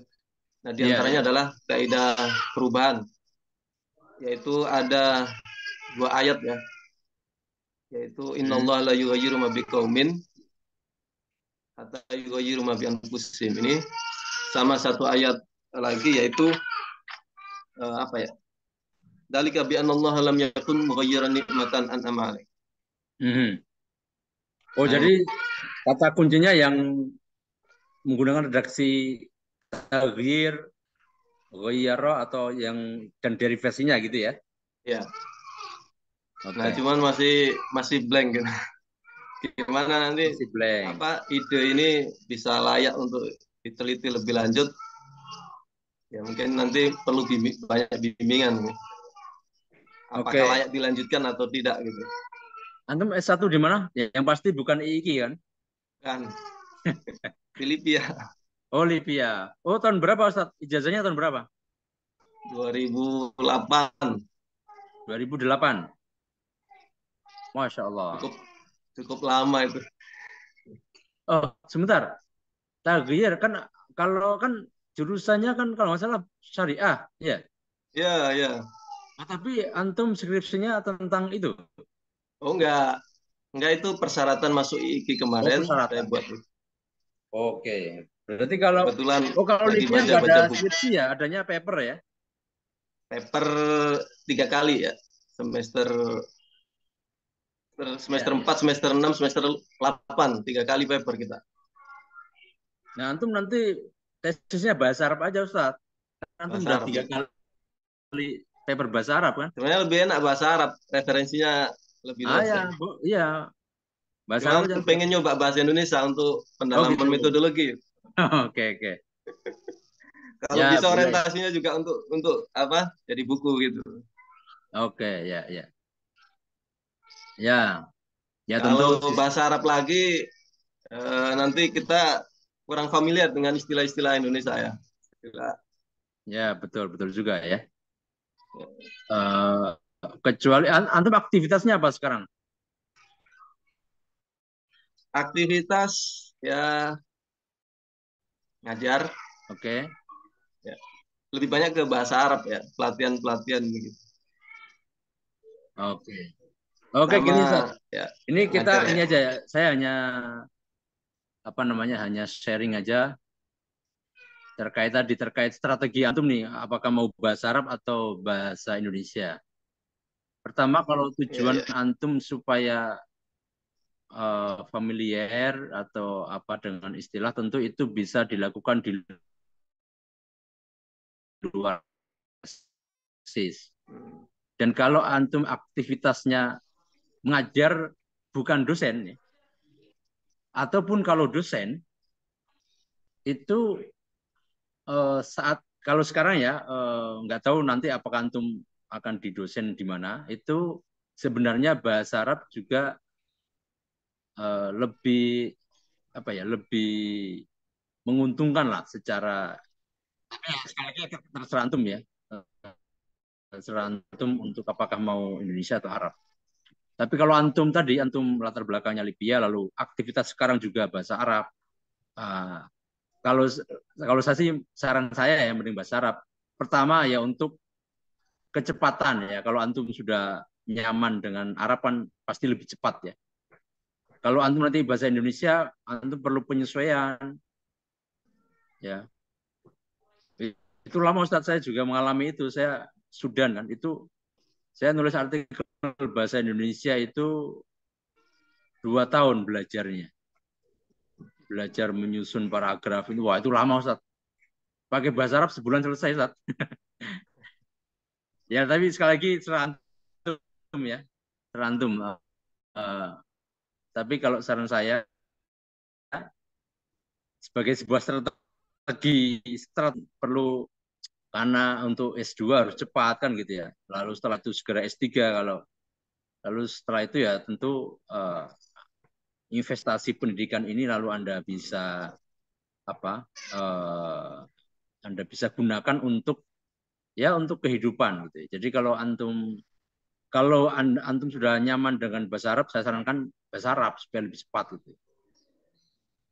Dan kalau bahasa Arab, insya Allah nggak terlalu repot ya, karena tapi sekali lagi ya tentu dari aspek bahasanya nanti akan lebih harus lebih verifikasinya ya. Tapi ya saya kira kalau Libya nggak masalah. Itu saat gimana? Tertarik nggak tesis bahasa Arab? Ya bisa aja, Dokter. Ya, Kebetulan kalau referensi yang saya baca yang apa? Saya temukan ide ini juga lagi baca buku itu ya. Iya. Lagi baca buku itu, cuman tadinya mau yang apa? Kita bawa ke konteks Indonesianya gitu ya, secara Iya, iya, khususnya. betul. Ya, tetap memang walaupun bahasa Arab, tetapi muatannya ya lalu ide-idenya itu ditujukan untuk di Indonesia. Hmm. Nah, itu nanti kalau Anda bisa dengan bagus mengcover itu kalau Anda lempar ke luar itu lebih bisa diterima gitu kan. Artinya kalau Anda misalnya nulis di jurnal di Jamiah, entah di Saudi, entah di Jordan, ya jadi gambaran tentang Indonesia itu lebih ada kemarin teman saya di Sudan itu hanya nulis sederhana itu. Bagaimana orang Indonesia belajar bahasa Arab di tingkat SMP. Itu diterima di konferensi internasional di Dubai. Nah, karena menggambarkan kondisi yang real di Indonesia yang tentu banyak orang, khususnya orang Arab, pengen tahu gitu kan. Apakah nanti untuk tujuan pendidikan, apakah untuk tujuan bisnis, itu sangat menarik. Nah, kalau tadi taghyir, ya taghyir al-istimai di Indonesia misalnya ya, dari aspek perilaku keberagamaan, ya, perilaku beragama misalnya ya, taghyir dari aspek perilaku beragama itu menarik itu saat kalau antum bisa ya. Jadi perilaku beragama masyarakat khususnya Islam ya, sebelum reformasi, setelah reformasi, setelah itu berbeda-beda ya. Setelah sebelum boomingnya media sosial dan setelah itu juga berbeda perilakunya. Nah, itu Anda bisa teliti gitu. Nah, nanti ditulis dengan bahasa Arab. Nah, nanti bisa kita tawarkan untuk nadwah al-alamiyah kan gitu ya. Oke Ustaz, kalau Anda tadi bicara dari Dr. Torik Swedan ya. Kalau dari dari referensi Indonesia yang sedang Anda baca apa itu Ustaz? Perubahan itu. Kalau dari bahasa Indonesia mungkin tema-tema rekayasa sosial kan. Oke. Tema-tema rekayasa. Bah, bagus itu, rekayasa sosial itu bagus itu. Misalnya begini, rekayasa sosial yang menggunakan pendekatan agama itu lebih diterima, baik akibatnya positif maupun akibatnya negatif. Ya. Misalnya dulu ya termasuk tadi ini ada unsur juga komodifikasi ya, haji dan umroh. Itu selain unsur ibadahnya yang memang, tapi ada juga unsur tadi rekayasanya dengan ya dengan iklan-iklan yang kadang kadang sangat kalau dulu awal-awal itu kan yang saya pernah ikut ya, jadi umroh nanti ada terus ada peluang belajar di Ummul Qura misalnya. Nah, kalau sekarang kan praktiknya misalnya umroh plus Kairo, umroh plus Turki. Nah, itu kan sudah komodifikasi atau bisa disebut rekayasa sosial itu. Jadi yang kemudian seolah-olah semuanya itu unsur ibadah semuanya.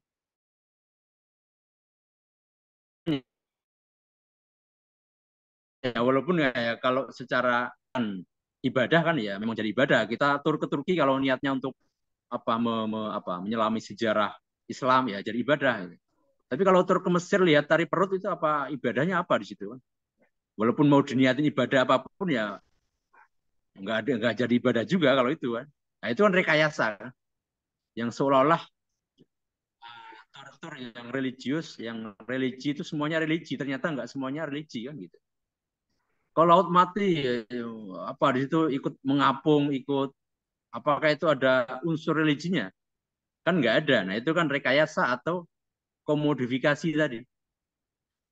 Nah, itu menarik Ustaz Abdul kalau antum bisa bisa mensurvei semua fenomena ya.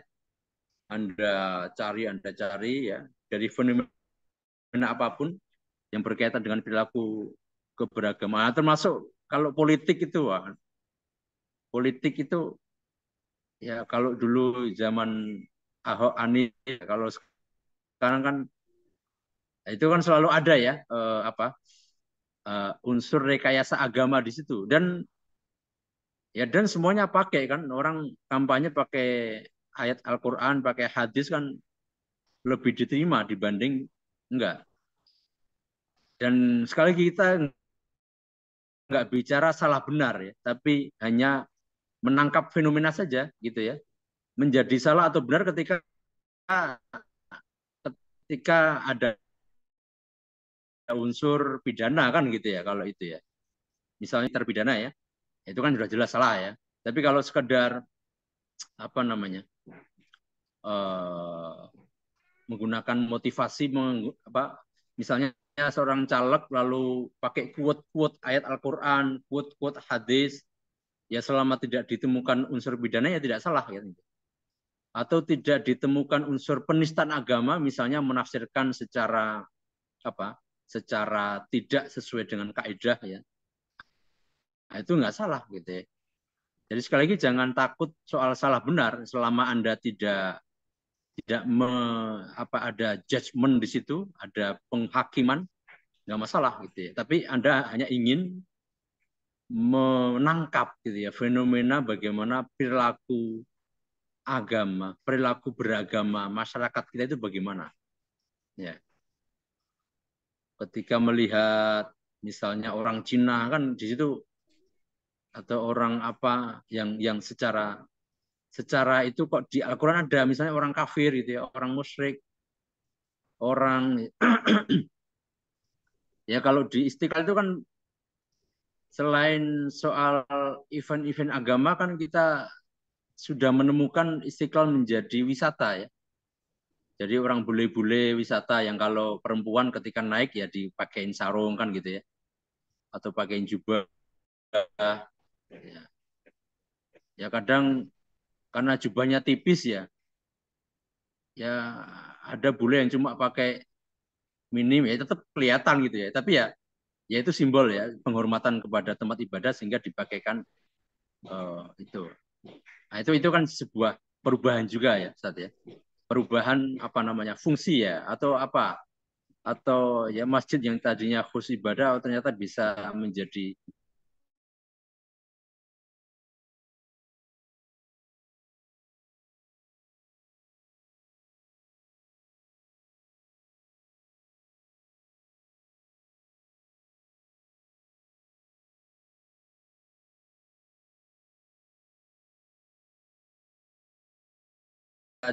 coba lagi ya, kita coba lagi melacak referensi ya komodifikasi agama.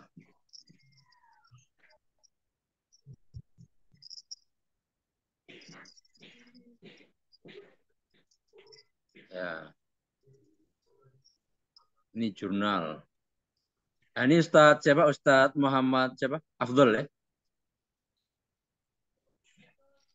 Itu sekali lagi untuk mencari jurnal ya tadi kan patokannya antara Sinta 1 sampai 4 ya. Untuk sebuah tulisan yang bagus itu artikel bagus itu ya ukurannya ya memang kalau Sinta 1 sampai 6 bagus ya artinya sudah sesuai standar ya. Tapi akan lebih itu lagi kalau 1 sampai 4. Tapi kalau 1 2 itu rata-rata berbahasa asing atau bukan rata-rata tapi semua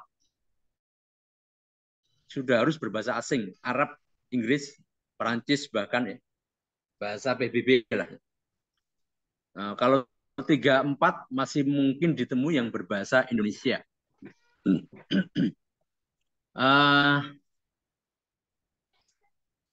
Oke, sebentar. Kok nggak muncul?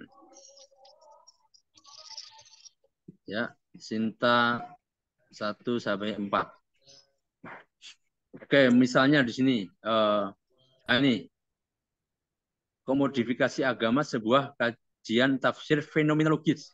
Ya, jadi sekali lagi tafsir atau mengungkap fenomena ya, hanya mengungkap atau menggambarkan, mendeskripsikan fenomena. Antum harus baca ini Ustaz siapa? Afdol ya. Ya, ya. Bisa antum download ini di Muraref atau nanti googling aja ya komodifikasi agama. Bahwa sebagai sebuah fenomena memang keberagaman juga keberagamaan atau beragama itu kadang ditampakkan tidak pada tempatnya kan gitu ya. Ya seperti apa? Nabi kalau kenapa sih Nabi ketika sudah tersangka pakai peci itu? Sebelum itu kenapa enggak? Kenapa pas melakukan kejahatan enggak pakai peci? Ketangkapnya baru pakai peci kan gitu. Atau jilbab. Itu kan yang ini enggak yang apa itu? Yang kemarin itu penipuan tiket Coldplay. Tahu kan? Antum ikuti nggak kasus itu? Coldplay itu. Ya, itu kan ada yang jadi ketika ditangkap itu bajunya terbuka gitu. Tapi kenapa ketika diajukan di pengadilan kok berjilbab gitu ya, pakai jilbab. Nah, itu kan fenomena komodifikasi yang di situ ada perubahan sikap antara satu kondisi tertentu dengan kondisi yang lain kan gitu ya.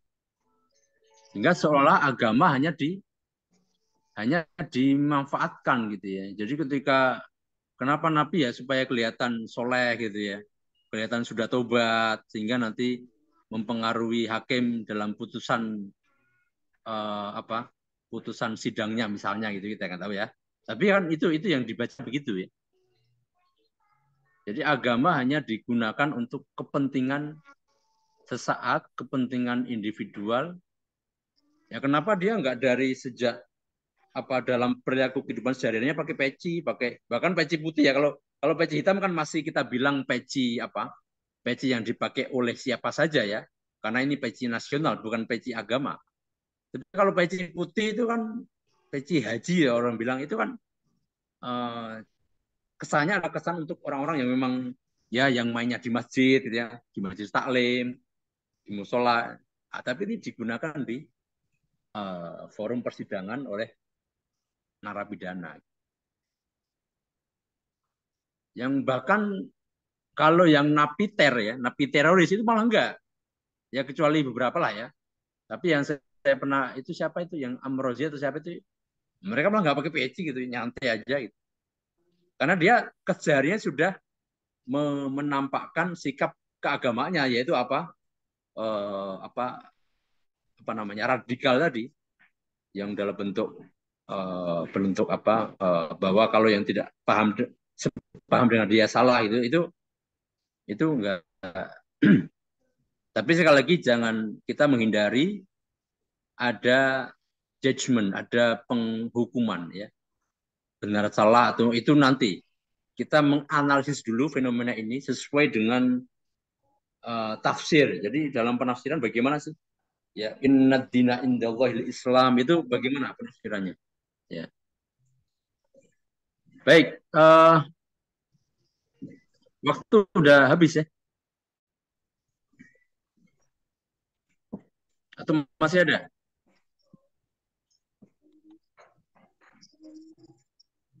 Ini segera contoh aja ya, Ustadz Muhammad Abdul, contoh-contoh beberapa. Ya, terima kasih, Dokter. Ya, kalau Anda pakai kata kunci komodifikasi agama itu banyak ya, dan itu sudah mewakili taghyir ya, taghyir tapi dalam konteks sikap keberagamaan. Nah, nanti apakah taghyir yang antum maksud itu atau enggak? Ya, tapi ini akan menjadi menarik kalau Anda ingin menulis tentang keindonesiaan ya. Lalu nanti ditulis pakai bahasa Arab, wah itu sekali lagi kalau kita lempar ke luar negeri itu barangkali banyak yang menerima, akan tertarik dengan fenomena ya yang ditulis dengan, jadi fenomena Indonesia ditulis dengan bahasa Arab. Nah itu masya Allah nanti impactnya itu bisa bagus ya.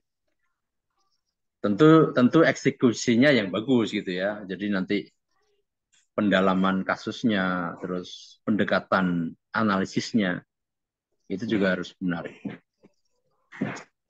Baik, ada pertanyaan Ustaz Afdal untuk rencana antum sendiri? Nanti di lain sesi, Dok. Oke. Baik, ya masih sekitar 10 menit lagi. Ya, mohon izin, Dokter. Maaf, baru Silakan. bisa aktifkan ya? G. Tadi masih baru memungkinkan aktifin ini, Dokter. Aktifin suara. Pak Mas Afif punya rencana penelitian apa? Sebenarnya ada 2 tema besar nih, Pak Dokter. Meskipun sebelumnya belum pernah di kiroat ya, cuma karena berada di lingkungan kiroat jadi kok tertarik untuk meneliti itu gitu. Tokoh sentral yang lagi naik daun mungkin sekarang ya, Imran Hussein, mungkin Dr. Razizan juga pernah dengar. Imran Hussein. Saya Imran Hussein. Karena beliau kan metodologi penafsirannya itu sepertinya menarik untuk dikaji gitu. Jadi tertarik juga sih saya untuk meneliti lebih lanjut tentang beliau. Juga beberapa kali juga sudah pernah membaca literasi beliau sendiri dalam hal itu. Kan banyak penafsiran beliau yang terkesan kok gimana gitu ya, terkesan dari ulama-ulama mutaqaddimin gitu, dari ulama-ulama salaf itu terkesan jauh. Lebih kesannya itu penafsiran beliau tentang mutasyabihat itu banyak gitu. Gitu mungkin. Karena apa? Beliau kan salah satu muridnya Fazlur Rahman ya. Fazlur Rahman Al-Ansari. Ya. Dan memang kalau melihat itu beliau tertarik pada hal-hal yang bukan hanya mutasyabihat ya. Yang mutasyabihat dalam konteks itu seperti kisah ya. Ayat kisah itu kan bisa diklasifikasikan mutasyabihat ya, karena tidak ada kepastian maknanya ya. Misalnya Ya'juj Ma'juj, kepastian maknanya kan nggak ada karena banyak hadis, banyak riwayat, sehingga penafsiran atau makna pasti dari Ya'juj Ma'juj itu apa itu ya, kalau secara lugawi secara itu ada ya, tapi ya tadi kemudian juga sama apa Dajjal gitu ya, hal-hal yang jadi ya kalau Anda nanti berarti gini tuh, kalau untuk yang Imam Hussein ya Pak Mas Afif, misalnya Anda telusuri dulu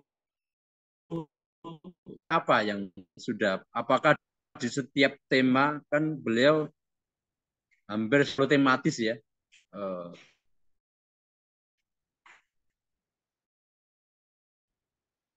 apa tematik gitu ya. Karena kalau pandangan saya sendiri, karena mutasyabihat kan memang tadi karena mutasyabihat ya memang bisa gitu. Ya. Tapi ya sekali lagi akan menjadi kontroversi ya, karena di riwayatnya kita tidak boleh punya penafsiran baru. Nah, beliau berani kan gitu ya. Nah, itu yang apa? Yang tentu Anda harus cari bangunan apa? Konstruksinya apa gitu. Apakah seperti Fazlur Rahman ya, pakai double movement atau bagaimana? Nah, itu nanti setelah itu apakah antum mau menganalisis sudah pernah beliau bahas ya, atau mencoba menerapkan konstruksi penafsiran beliau kepada kasus lain yang kira-kira juga belum selesai masalahnya. Nah, itu nanti Anda mirip Abdul Aziz yang disertasi itu apa? Milkul Yamin ya, Milkul Yamin. Jadi kan intinya saudara Abdul Aziz itu ingin menyelesaikan masalah apa?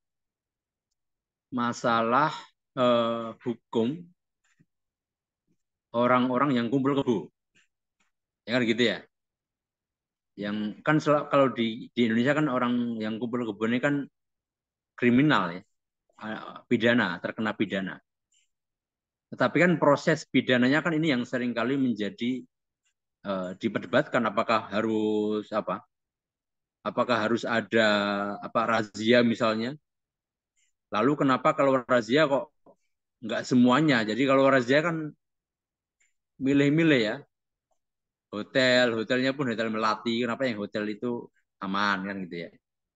Lalu lalu tidak serempak, misalnya hanya di sini, hanya di kota ini, di kota yang lain enggak, sehingga eh, apa terkesan kriminalisasi gitu. Jadi itu seperti apa? Seperti penegakan pelanggaran lalu lintas, apa namanya? Tilang kan ya. Kan tilang itu tidak bisa di apa? Apa karena kemampuan aparat yang terbatas. Artinya begini, satu jalan misalnya kan nggak semua bisa bisa diketahui dengan pasti, misalnya apakah platnya benar atau tidak kan gitu. Kan kalau mau harus satu-satu. Kan kalau gitu menjadi apa, malah menjadi menghambat lalu lintas karena diperiksa satu-satu kan gitu ya. Tapi kalau tidak kan berarti ada semacam ketimpangan, karena boleh jadi yang tadi nggak diperiksa itu salah tapi nggak ketangkep. Nah, yang ketangkep itu yang apes kan gitu ya. Atau karena jumlah aparat ya, jumlah aparatnya kalau banyak kan bisa tuh. Tapi kan harus kan tentu nggak bisa semuanya karena pasti lama kerjanya, atau ya unsur-unsur yang teknik unsur yang berkaitan dengan teknis di lapangan ya, bukan berkaitan dengan kesengajaan misalnya untuk apa tebang pilih kan gitu. Tapi karena unsur keterbatasan aparat, misalnya kan kita nggak mungkin merazia semua rumah, mana rumah yang ada kumpul kebonya kan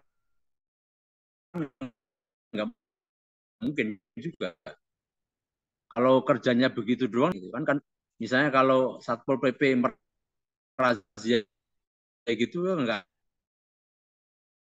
bakal selesai sehari karena banyak. Nah, itu yang kemudian menimbulkan kesan bahwa ini sehingga ya sebenarnya yang ketangkap itu juga bukan berarti salah, tapi karena mereka sial kan gitu ketangkap ya.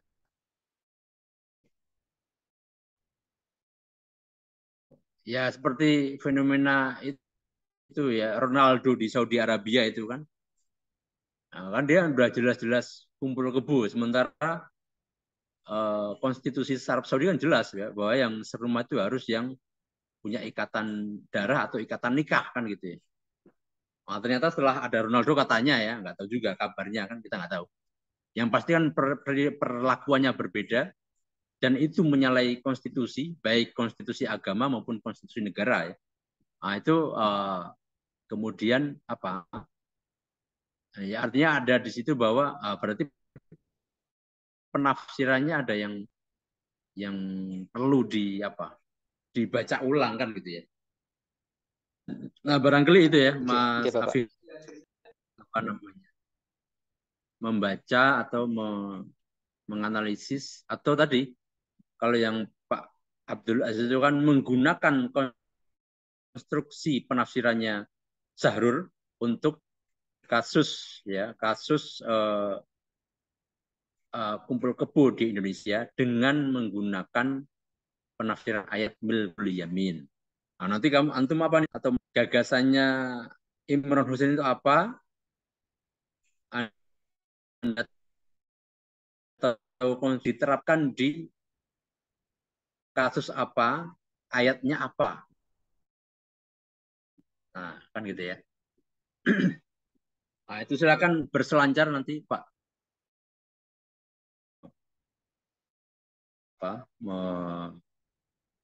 Menelaah referensi-referensi yang berkaitan dengan Imran Hussein dan dengan harus segera ditentukan, jangan sampai kelamaan ada dua gitu ya.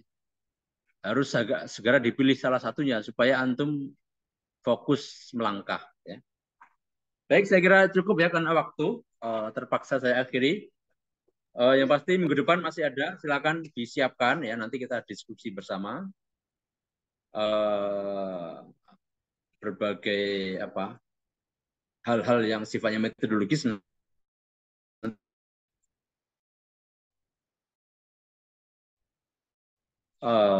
Sarankan ya untuk rencana-rencana masing-masing. Baik, sebelum kita akhiri saya ingin ambil foto dulu.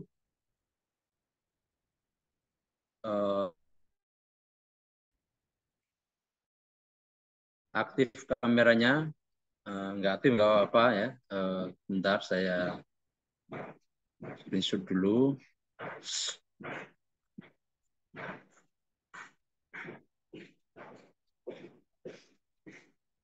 Oke, tadi yang pertama ada 2 layar, ini layar yang kedua. Sebentar. Oke, sudah, silakan bisa yang di kelas bisa segera bersama Kiai Sahab dan selamat mengikuti perkuliahan selanjutnya. Semoga bermanfaat untuk perkuliahan sesi ini. Kita akhiri. Subhanakallahumma bihamdika asyhadu an la ilaha illa anta astaghfiruka wa atubu ilaik. Alhamdulillahirabbil alamin. Wassalamualaikum warahmatullahi wabarakatuh. Waalaikumsalam. Terima kasih Pak Dokter.